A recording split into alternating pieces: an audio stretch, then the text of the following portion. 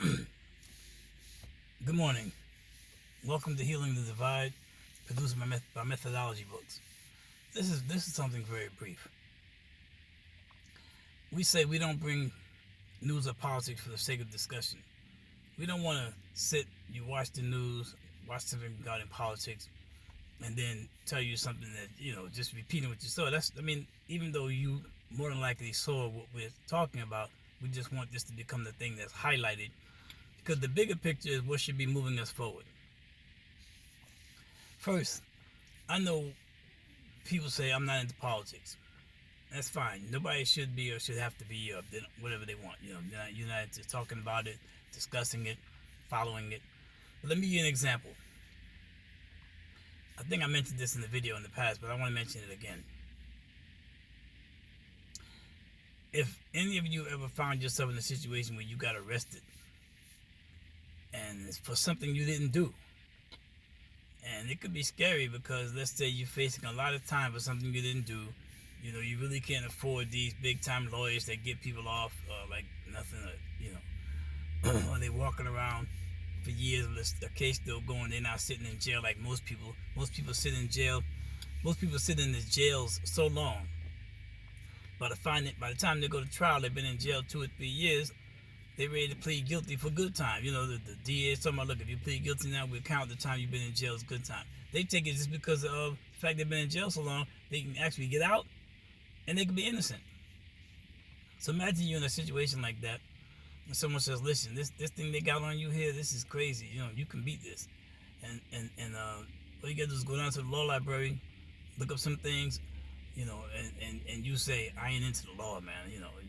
Here's a situation where you need to get out of a circumstance, and you're gonna let I'm not into the law hold you back from finding out what you can do about your case. But then the person says, okay, look, I know somebody who can give you some information. One of these jailhouse lawyers, he got a lot of people out so far. At least maybe he can point you in the right direction if he can't get you out himself. And you're gonna still keep saying I'm not into the law? No.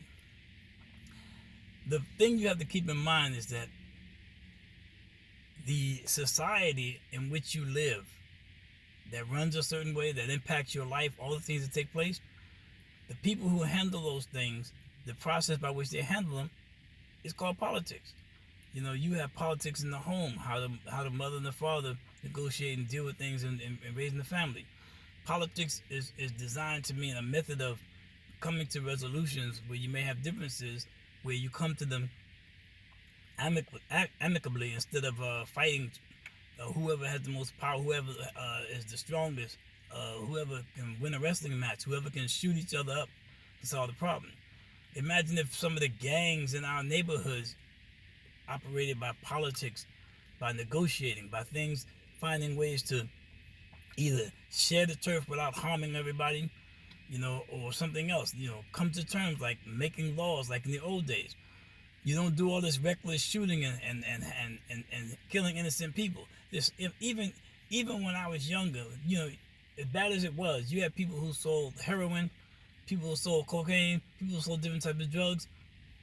They even had rules that if this person is selling heroin in this territory, even though it was harming us, I'm not saying anything was good about it, this person is selling heroin, you can't come over there selling heroin.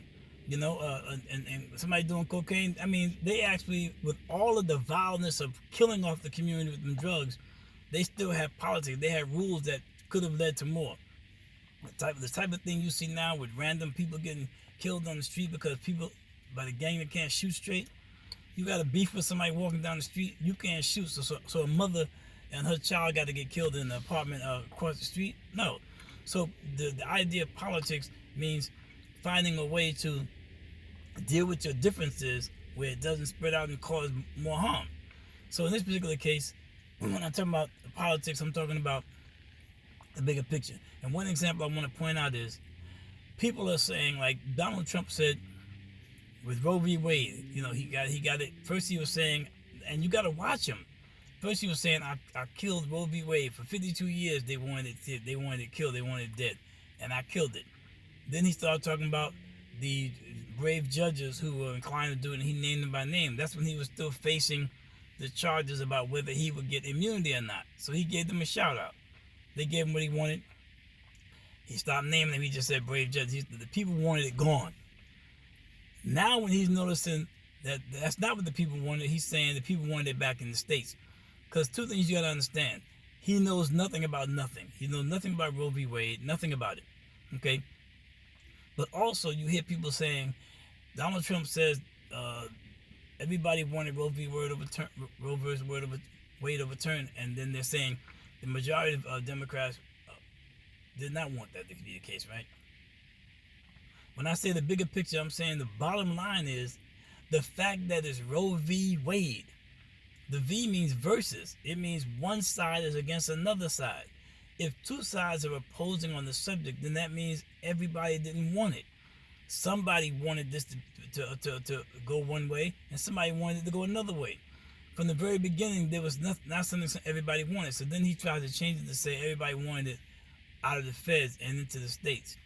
Why? Why did everybody want that? If the majority of the people in a so-called Republican state don't want abortion to be illegal, for example, why would they want it back in their state when the feds took care of it for them?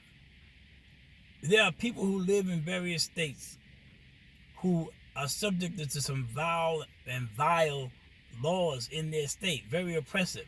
Why would they want the state to have the power to implement another law that might be against them? So some people, and the thing about it, here's the other thing, which is going to go into what we're going to be talking about with Tupac and Machiavelli, for example.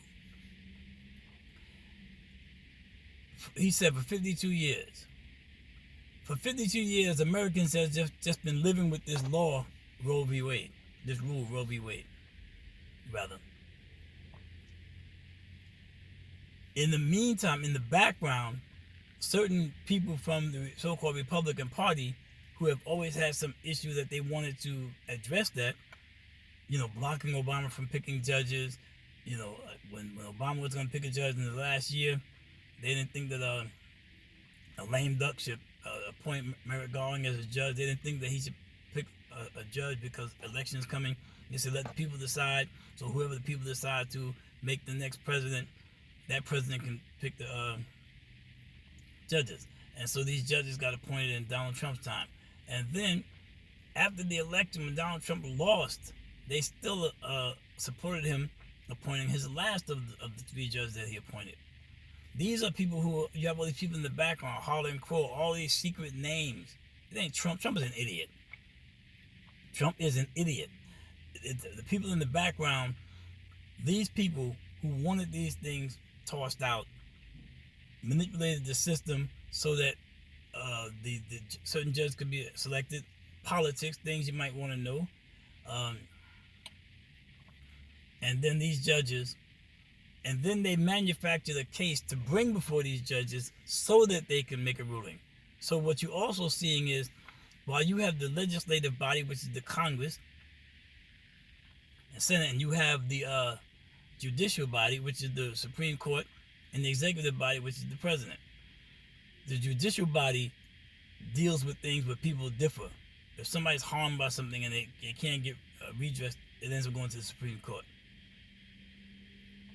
The Congress, they're the legislators. They're the ones who establish laws. So by making up fake cases and bringing them to the Supreme Court to rule on, they're putting it in the Supreme Court's hand to make laws. This is what's happening in your life. Thank you for listening.